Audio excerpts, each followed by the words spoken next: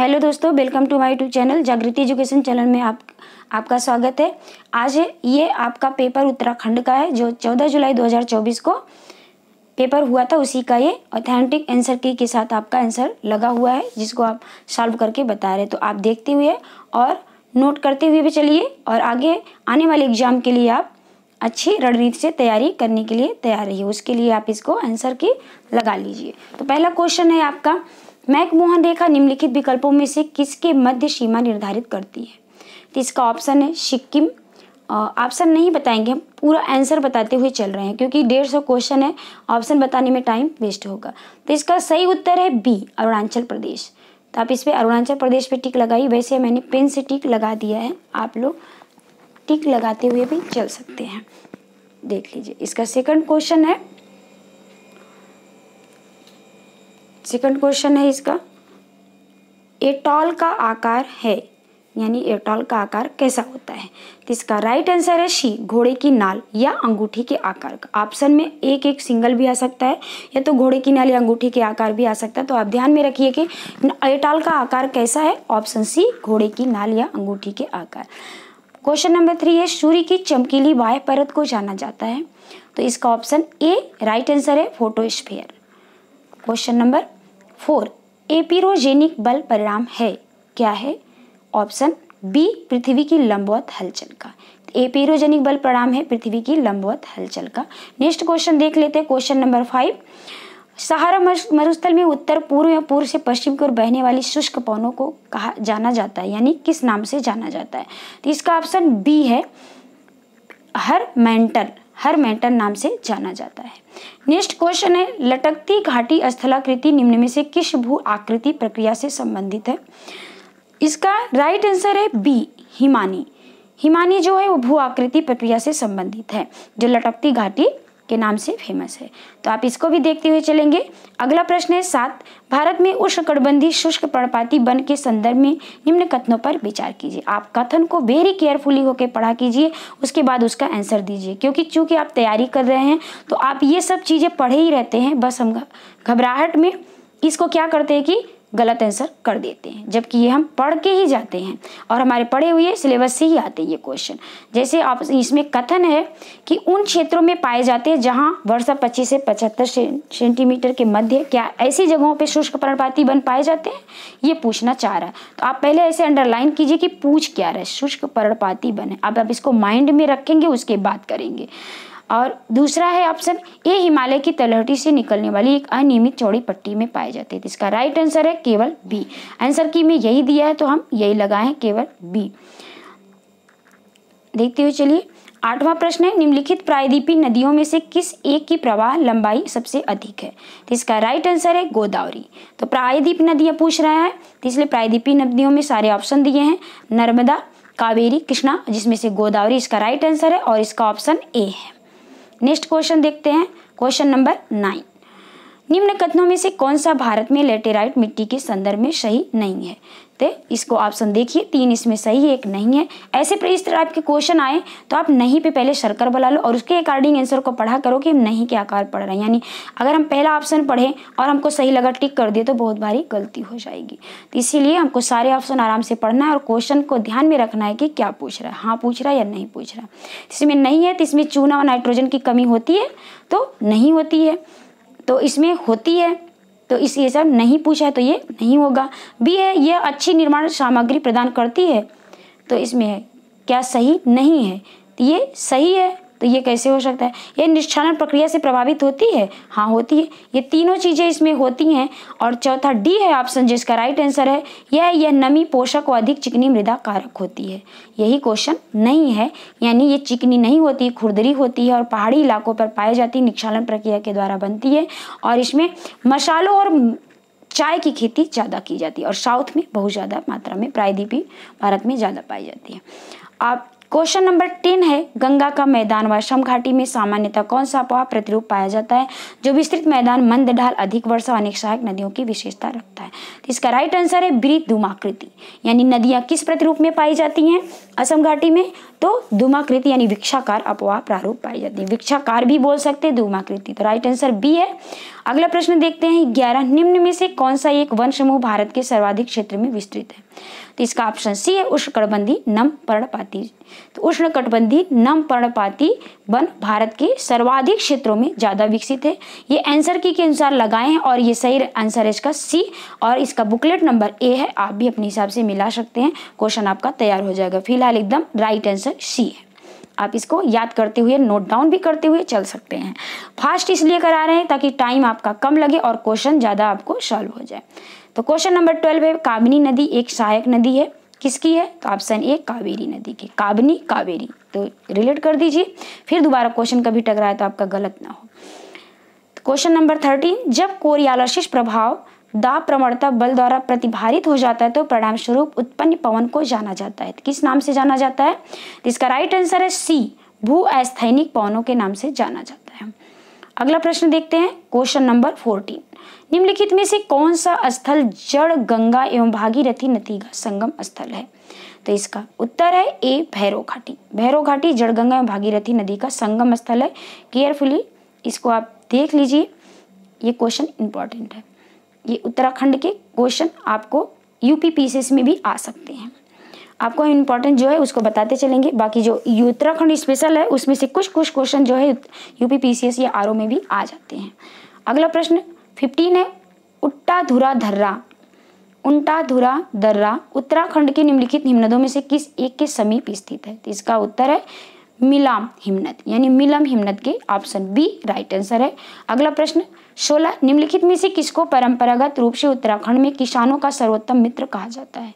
तो इसका ओक या बांज का, इसको किसानों का सर्वोत्तम मित्र कहा जाता है, ऑप्शन नंबर डी।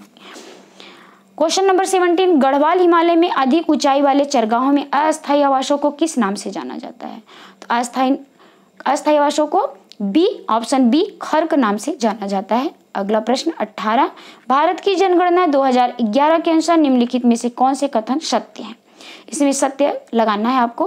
तो ऑप्शन डी है कथन 1 सत्य है। उत्तराखंड के उत्तरकाशी जिले में जनसंख्या घनत्व सबसे न्यूनतम है, यानी ऑप्शन ए सत्य है। और ऑप्शन डी लगा सकते हैं, यहाँ पे डी दिया है कुट, इसमें लगा सकते हैं, तो इसमें ही लगाना है आपको, यही ऑप्शन डी ही देना है। क्वेश्चन नंबर 19 उत्तराखंड के किस राष्ट्रीय पार्क को 2015 में प्रोजेक्ट टाइगर स्कीम में सम्मिलित किया गया? यानी 2015 में कौन सा उत्तराखंड का पार्क है जिसको प्रोजेक्ट टाइगर में स्कीम में रखा गया?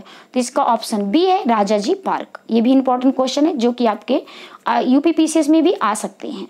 आप इस क्वेश्चन को भी नोट डाउन करते हुए चलेंगे, मोस्ट इंपॉर्टेंट है, उत्तराखंड के लिए भी है और आपके लिए भी। क्वेश्चन नंबर 20 कुल जनसंख्या में अनुसूचित जनजाति की जनसंख्या के प्रतिशत भारत की जनसंख्या 2011 के अनुसार जिलों को आरोही क्रम में व्यवस्थित किया गया है, सही विकल्प का चयन करें।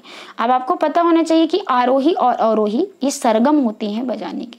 आरोही को कहते हैं बढ़ते हुए क्रम में और छोटे से बड़े को, और अवरोही करते हैं बड़े से छोटे। आपको बड़े से छोटे में लगाना है, तो इसका ऑप्शन ए है, ऑप्शन नंबर ए इसका सही है। उत्तर सिंहनगर, देहरादून, पिथौरागढ़, चमोली। क्वेश्चन नंबर 21 दुर्मिता ताल उत्तराखंड के निम्न में से किस जनपद में स्थित है? तो इसका राइट आंसर है बी चमोली में। टिक लगा हुआ है पेन से, आप जहां गलत है उसको काट दिया गया है। राइट आंसर जो आंसर की से मिला गया वो टिक पेन से किया गया है, तो कहीं कहीं हम टिक कर भी देते हैं, उसके पहले आप देख लीजिएगा। 22 है ऑप्शन का, पेन से तो सब जगह किया हुआ है। आप इसको नोट डाउन करते हुए प्रश्न का उत्तर चल सकते हैं, वह लर्न करते हुए याद करते हुए चल सकते हैं। तो क्वेश्चन नंबर 22 जनपदों को महिला साक्षरता दर के अनुसार आरोही क्रम में सुव्यवस्थित किया गया है, सही विकल्प का चयन करें। तो ऑप्शन नंबर इसमें बी है। ऑप्शन नंबर क्या है इसका? बी है, ये नहीं है, इसका एक काट दीजिए, ये नहीं है, इसका ऑप्शन नंबर बी है। उत्तर सिंहनगर, हरिद्वार, नैनीताल, उत्तरकाशी। अगला प्रश्न देखते हैं 23 नंबर निम्नलिखित चरिताओं में से कौन सी गिरथी नदी की सहायक नदी है? तो ऑप्शन ए कियोगाढ़ नदी, टिक लगा हुआ है। क्वेश्चन नंबर 24 पौधारोपण हेतु मैती आंदोलन किसने प्रारंभ किया था? तो कल्याण सिंह रावत ने मैती आंदोलन प्रारंभ किया था। अगला प्रश्न देखते हैं 25 दूधातोली पर्वत श्रेणी द्वारा पृथक किए गए नदी वैष्णव के सही युग्म का चुनाव करें। इसका सही आंसर है सी पिंडर और रामगंगा बेसिन नदी घाटी, तो इसका ऑप्शन सी राइट आंसर है। अगला प्रश्न देखते हैं, क्वेश्चन नंबर 26। वन सर्वेक्षण रिपोर्ट 2011 के अनुसार उत्तराखंड के निम्नलिखित में से किस जनपद का वनाच्छादित क्षेत्र जनपद के कुल भौगोलिक क्षेत्रफल का वनों के अंतर्गत प्रतिशत है? तो ऑप्शन बी राइट आंसर है रुद्रप्रयाग। क्वेश्चन नंबर 27, भारतीय संविधान के अनुसार निम्न में से कौन राज्य का प्रमुख होता है? तो राष्ट्रपति।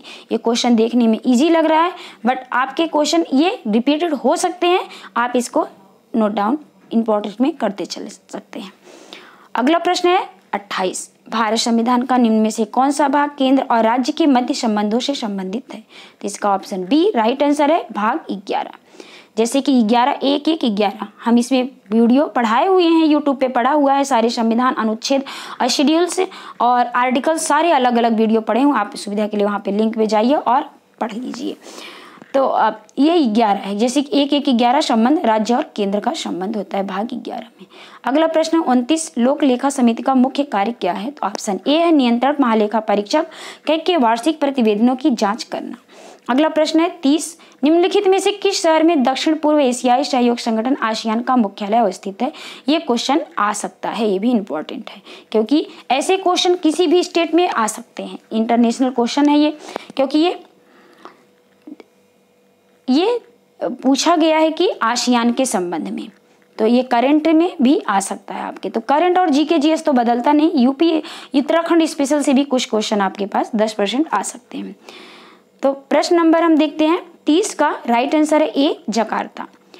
प्रश्न नंबर 31, निम्न में से कौन सी संधि उसके लागू होने के वर्ष से मेल नहीं खाती है? ऑप्शन बी सामरिक शस्त्र परिसीमन वार्ताएं समझौता 1967, ये लागू नहीं होती। बाकी 3 ऑप्शन सही है, यही सही नहीं है, इसमें नहीं पूछा है। बार बार कहते हैं कि आप नहीं पे गोला कर लो ना, कंफ्यूज हो जाते हो, इसलिए ऐसे गोला करते हुए फिर सर्कल बना के आप क्वेश्चन का आंसर देंगे ताकि एग्जाम हॉल में आप गड़बड़ी ना करके आए। हमारा उद्देश्य है कि आपको तैयार करना एग्जाम के लिए, सारे पेपर सॉल्व करके आप एग्जाम की ही तैयारी कर रहे हैं, और इसमें करंट और जीके जीएस फंसने के बहुत चांसेस है अगर आप किसी भी स्टेट के तैयारी कर रहे हैं पीसीएस लेवल की। तो अगला प्रश्न है 32, निम्न में से क्या भारतीय संविधान का दर्शन नहीं है? तो साम्यवादी राज ये संविधान का दर्शन नहीं है, इसमें नहीं पूछा है, तो बाकी 3 है ये नहीं है। अगला प्रश्न देखते हैं 33, 26 नवंबर 1949 को अंगीकृत भारतीय संविधान की प्रस्तावना में निम्न में से कौन से शब्द सम्मिलित नहीं थे? तो इसका ऑप्शन बी है, बी में आया है 2, 3, 4, तो 2, 3, 4 शब्द सम्मिलित नहीं थे, यानी विश्वसनीय, समाजवादी, गैर धार्मिक, ये संबंध ये नहीं सम्मिलित थे, गणतंत्र सम्मिलित था, तो इसलिए ऑप्शन बी होता है इसका राइट आंसर। अगला प्रश्न देखते हैं क्वेश्चन नंबर 34, राष्ट्रपति द्वारा अध्यादेश लाए जाने की शक्ति के संदर्भ में निम्नलिखित में से कौन सा कथन सही नहीं है? फिर यहाँ पे नहीं क्वेश्चन पूछा गया, बार बार नहीं पूछ के आपको कंफ्यूज भी किया जाता है। आजकल ऐसे टाइप के क्वेश्चन बहुत ज्यादा मात्रा में आते हैं। इसका राइट आंसर है राष्ट्रपति द्वारा इसे कभी वापिस नहीं लिया जा सकता, यह इसका नहीं है। बाकी तीनों सही हैं, पॉजिटिव हैं, तो इसको राइट आंसर नहीं के हिसाब से देना है तो ऑप्शन डी लगाएंगे। अगला प्रश्न देखते हैं प्रश्न नंबर 35, नदियों एवं उन पर बनी हुई जल विद्युत परियोजनाओं को सुमेलित कीजिए। सुमेलित टाइप के भी क्वेश्चन आते हैं, इससे बहुत अच्छा कि 5-5 क्वेश्चन एक में हो जाते हैं।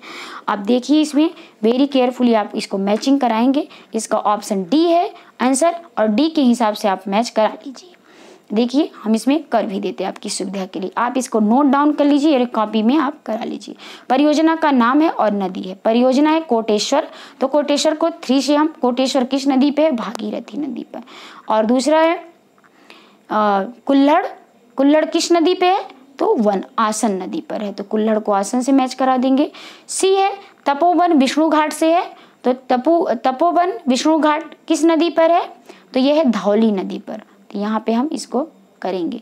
विष्णु प्रयाग कहाँ पे है? विष्णु प्रयाग अलकनंदा पे है, तो ये अलका विष्णु के पास रहती हैं, ऐसा आप रिलेट करके। तो इसमें से सबसे इम्पोर्टेंट है आपके लिए, आप अगर उत्तराखंड के लिए तो सारे इम्पोर्टेंट है, अगर आप अदर स्टेट का कर रहे हैं तो पीसीएस या आईपीएस लेवल का या आईएएस लेवल का या आरओ का आप तैयारी कर रहे हैं तो इसमें विष्णु प्रयाग आपके लिए इम्पोर्टेंट है, यानी विष्णु प्रयाग पूछा जाता है, बहुतायत मात्रा में इसको पूछा गया, ये सब फेमस है। तो इसको आप अलकनंदा नदी पर है तो विष्णु अलका के पास है, ऐसा करके। रुद्रप्रयाग में है अलका और मंदाकिनी नदी पर बना है। ऐसे 2-3 है जहाँ पर प्रयाग है, वहाँ पे आप उत्तराखंड स्पेशल में देख सकते हैं। अगला प्रश्न है, देरी ना करते हम क्वेश्चन सॉल्व करा रहे हैं तो ज़्यादा इसमें समझाएंगे नहीं, आंसर लगा दें। निम्न में से अब अस्तित्व में नहीं है, कौन अब अस्तित्व में नहीं है? तो इसमें ऑप्शन सी है, योजना आयोग अब अस्तित्व में नहीं है, चूंकि योजना आयोग का नाम अब नीति आयोग हो चुका है। तो इसका राइट आंसर है सी। क्वेश्चन नंबर 37, निम्न में से किस लोकसभा ने अपना 5 वर्ष का कार्यकाल पूरा नहीं किया?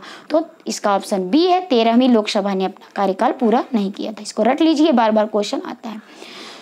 अगला प्रश्न है, संविधान के निम्न में से किस अनुच्छेद के अंतर्गत अंतर्राज्यीय परिषद की स्थापना की गई है?